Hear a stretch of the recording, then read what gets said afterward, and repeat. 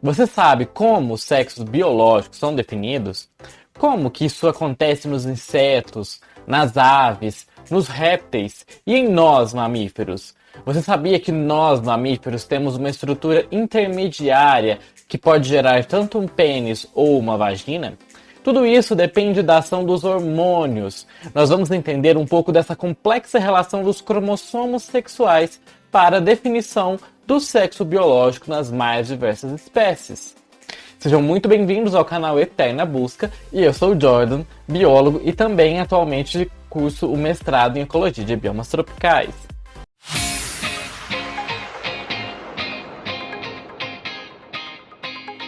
Se um animal vai se tornar um macho, uma fêmea ou um hermafrodita, isso é determinado muito cedo no desenvolvimento, não é mesmo?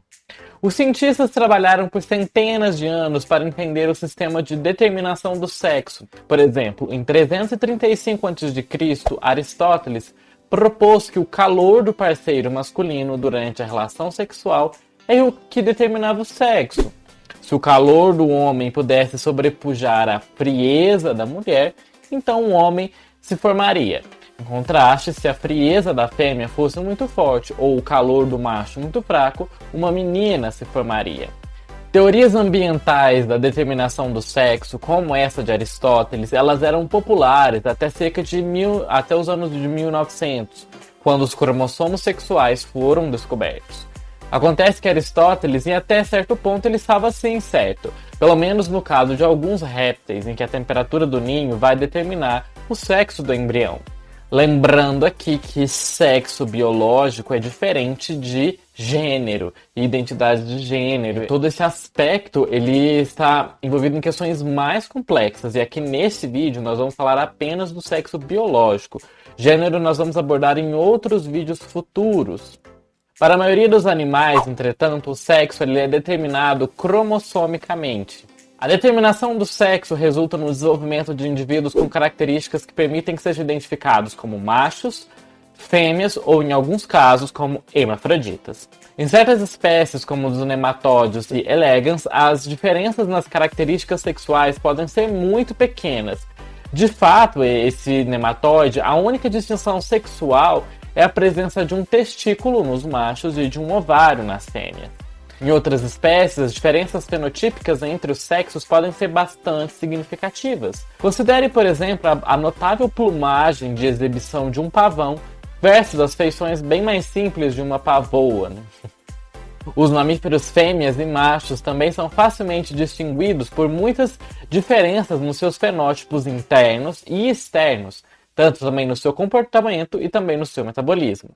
O primeiro grande avanço na compreensão da determinação do sexo foi a descoberta dos cromossomos sexuais no início do século XX. A partir de análises meticulosas de cromossomos de insetos masculinos e femininos, os cientistas descobriram que, embora a maioria dos cromossomos estivessem presentes em números iguais em machos e fêmeas, havia um ou dois cromossomos adicionais que estavam desigualmente representados nos sexos. As análises de espécies adicionais ao longo dos anos revelaram que as diferenças cromossômicas são as principais responsáveis por essa determinação do sexo na maioria dos animais. Animais com dois cromossomos sexuais diferentes são chamados de sexo heterogamético e, portanto, são capazes de produzir dois tipos de gameta. Por outro lado, os membros do sexo homogamético podem produzir apenas um tipo de gameta. Em humanos, assim como em muitos outros animais, os machos geralmente têm cromossomo X e um cromossomo Y, enquanto que as mulheres têm dois cromossomos X. Esse sistema ele é invertido no caso das borboletas e também das mariposas da ordem Lepidoptera. As fêmeas, nesse caso, são o sexo heterogamético, diferente, enquanto que os machos são os homogaméticos, que ambos os cromossomos são iguais. Os cromossomos sexuais dessas borboletas, das lepidópteras, são designados por W e Z, ao invés do X e Y, como em nós humanos. O cromossomo W geralmente está associado ao desenvolvimento de características femininas. Quando o cromossomo W está ausente, os ZZ se desenvolvem machos e ZO, que esse O é a ausência, né, do W, é uma fêmea. Ter um cromossomo W para se desenvolver como uma fêmea nem é uma necessidade para algumas espécies. Uma traça conhecida como Telapória tubulosa utiliza a temperatura ambiente para a determinação do sexo na ausência desse cromossomo W. Quando as temperaturas ambientes, né, estão muito quentes, o cromossomo Z ele é encontrado mais na região do fuso interno da divisão mitótica, que vai dar origem ao gameta, né, durante a meiose. E, no caso, os ovos das fêmeas eles vão ser produzidos quando esse Z está nessa região mais central dessa divisão. Quando está em condições mais frias, o cromossomo Z ele se move mais para o polo externo durante esse processo da meiose, resultando em uma produção maior de machos. Este sistema corresponde à vantagem adaptativa de favorecer a produção de crias fêmeas quando as condições são boas, quentes, e os recursos para a sua reprodução posterior sejam mais prováveis de estar disponíveis. Alguns gafanhotos também usam um sistema de determinação sexual de um único cromossomo, que é o X, XX, XO. Aqui os machos têm apenas um cromossomo sexual, então eles são considerados XO. O sistema de determinação cromossômica do sexo ele é ainda mais reduzido em certos gêneros de mosquitos, nos quais os dois sexos são cromossomicamente indistinguíveis. Acredita-se que o sexo neste grupo homogamético seja determinado por um fator determinante masculino. Vamos estudar aqui o caso das drosófilas. Como que se define o sexo nas drosófilas? Os cromossomos sexuais da mosca da fruta Drosophila melanogaster têm desempenhado um papel particularmente importante em nossa compreensão da hereditariedade. Portanto, pode ser uma surpresa que as moscas das frutas usem um mecanismo relativamente raro para determinar o sexo. Na verdade, em drosófilas, o sexo é principalmente determinado pela proporção dos cromossomos sexuais, pela proporção de X dos cromossomos sexuais para os não sexuais, ou seja, a proporção desse número de cromossomos X para o número de conjunto de cromossomos autossomos, que é o nome dado aos cromossomos não sexuais. O equilíbrio entre esses fatores determinantes que vão dar origem ao sexo feminino, eles estão codificados no cromossomo X. E os fatores determinantes masculinos, que vai dar origem à mosquinha do sexo masculino, é codificado nesses cromossomos autossomos não sexuais, que determinam qual vai ser o padrão de transcrição específico que vai então gerar um macho ou uma fêmea. Assim, as moscas XX, XXY e XXYY são fêmeas, enquanto que as moscas XY e XO são machos. As moscas não conseguem sobreviver com mais de 2 cópias de um cromossomo X, devido a um mecanismo que elas usam que é chamado de compensação de dosagem. A compensação de dosagem ela se refere-se aos processos pelos quais os animais balanceiam, equalizam a quantidade de produtos gênicos que são gerados a partir de genes ligados ao cromossomo X em machos e fêmeas. Ao contrário de nós mamíferos, todos os cromossomos X da drosófila são ativos. Nos machos que têm apenas uma cópia do X, as moscas ajustam esses produtos gênicos gerados pelo cromossomo X, duplicando essa produção a partir da expressão do cromossomo.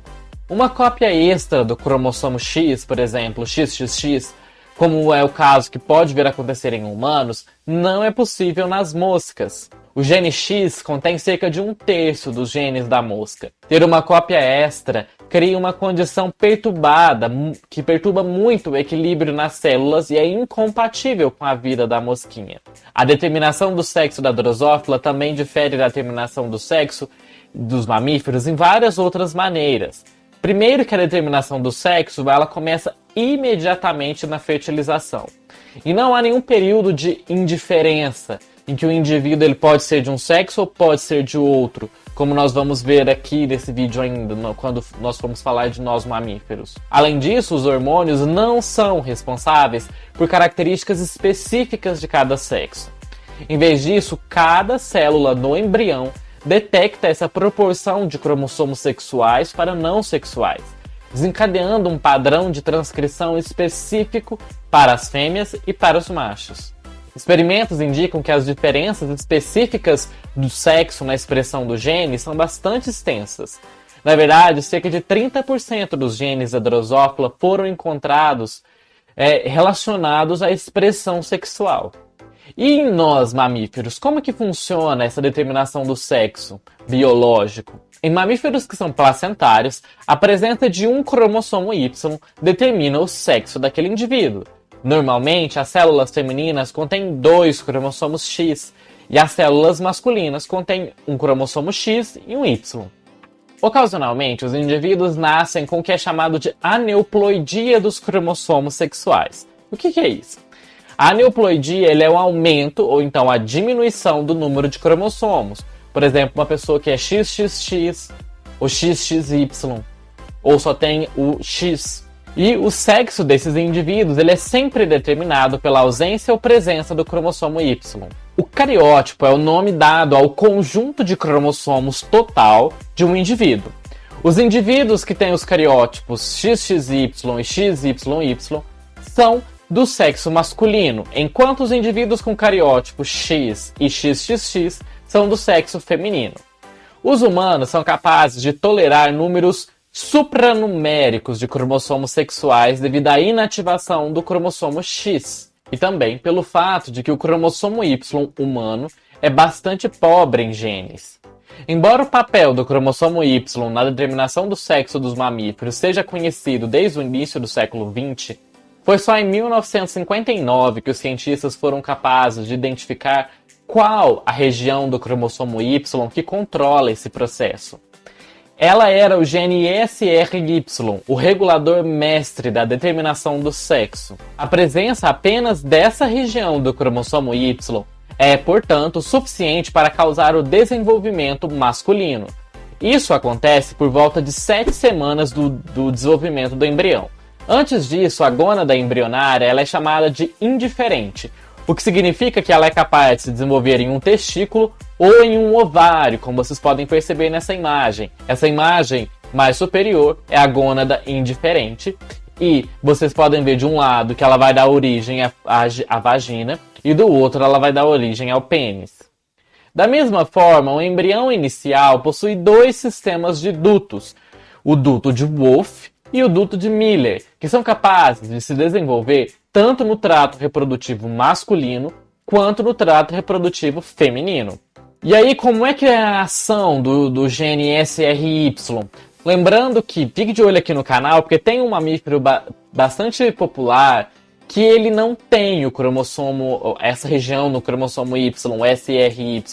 E ele tem 10 pares de cromossomos sexuais, que é o ornitorrinco. Esse vídeo vai sair em breve aqui no canal, então já fique ligado. Essa região do gene SRY estimula a gônada indiferente a se desenvolver em um testículo. O testículo começa então a produzir 2 hormônios, a testosterona e o hormônio antimilleriano, ou AMH. A testosterona e um dos seus derivados, a dihidrotestosterona, induzem a formação de outros órgãos no sistema reprodutor masculino, enquanto o hormônio antimilleriano causa a degeneração do ducto de Miller. Reparem nessa imagem, né, que em vermelho vocês estão vendo o ducto de Wolff, que vai se desenvolver e formar o testículo.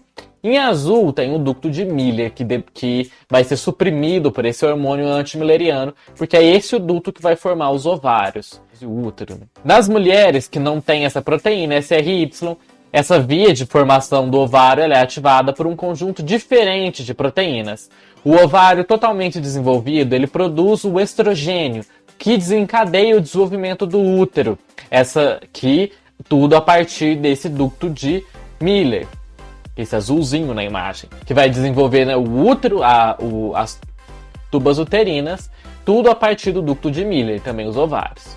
E o caso das aves, como que acontece o sexo das galinhas, a definição delas? No caso dos pássaros, o sexo ele é determinado pelos cromossomos conhecidos como Z e W. E as fêmeas são o sexo que é heterogamético. No início, era evidente que havia diferenças notáveis nos mecanismos usados para a determinação do sexo entre pássaros e mamíferos. Trabalhando com galinhas, os cientistas não conseguiram encontrar um contraparte do gene SRY, que é necessário para a determinação da formação dos testículos em nós mamíferos.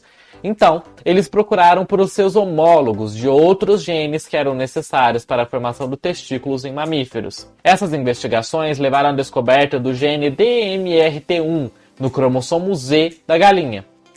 Em mamíferos, é preciso 2 cópias do gene DMRT1 na formação da genitália, e tanto fêmeas quanto machos têm 2 cópias.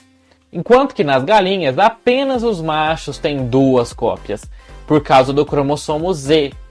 Lembrando que os machos são ZZ e as fêmeas ZW. Como os mamíferos, as galinhas também têm uma gônada indiferente, até por volta do 4º dia de desenvolvimento, após o qual um ovário ou um testículo vai começar a se desenvolver. Os hormônios então orquestram o desenvolvimento de outras características específicas do sexo. Em contraste com os mamíferos, no entanto, o estrogênio ele é necessário muito mais cedo na determinação do sexo em galinhas, e é de fato necessário para a formação do ovário. Na verdade, as galinhas geneticamente machos podem ser convertidas em fêmeas se nas suas gônadas for injetado estrogênio no estágio sensível do desenvolvimento delas. E no caso dos répteis, o mecanismo ZZ-ZW das aves também é o que determina o sexo dos répteis. Entre os vertebrados, esse sistema ZZ-ZW também é tanto nos répteis quanto nos peixes e também nos anfíbios. Como mencionado anteriormente na discussão da Teleopódia tubulosa, os fatores ambientais às vezes podem desempenhar um papel importante na determinação do sexo. Os insetos não são um caso especial. Entre nós vertebrados, a temperatura também tem uma forte influência na determinação do sexo em alguns grupos de répteis. Por exemplo, os crocodilianos e a maioria das tartarugas, o sexo é determinado pela temperatura de incubação dos ovos. Existem várias variações sobre este tema. Na tartaruga jacaré, a incubação de ovos abaixo de 22 graus ou acima de 28 graus dá origem a fêmeas, enquanto que a incubação em temperaturas intermediárias produz predominantemente machos. Os crocodilos americanos mostram uma dependência bifásica, dessa oposta, assim, semelhante com relação à temperatura, mas quanto mais alta, mais machos. Na tartaruga europeia, a Trachemis crypta, as temperaturas de incubação acima de 30 graus produzem todas as fêmeas na ninhada, enquanto que as temperaturas de incubação abaixo de 25 graus produzem todos os machos. Na temperatura de 28 graus e meio, números iguais de machos e fêmeas são produzidos. O componente dependente da temperatura nessa via da determinação do sexo foi estudado em grande detalhe na tartaruga europeia, Enis orbicularis e AM orbicularis. O componente dependente da temperatura parece ser a enzima aromatase, que converte andrógenos, como a testosterona, em estrógenos. Em temperaturas mais altas, o aumento da atividade da aromatase produz mais estrogênio, o que influencia a proporção de sexo para mais fêmeas. Ao comparar os vários mecanismos da determinação do sexo entre as espécies, fica claro que a evolução produziu inúmeras soluções para gerar diferentes sexos. A reprodução sexual ela tem um tremendo valor adaptativo, como nós já falamos aqui no vídeo sobre a questão das vantagens associadas a se fazer sexo, que eu vou deixar linkado nos cards para vocês conferirem. Porque ela introduz essa nova variabilidade genética na população a cada nova geração.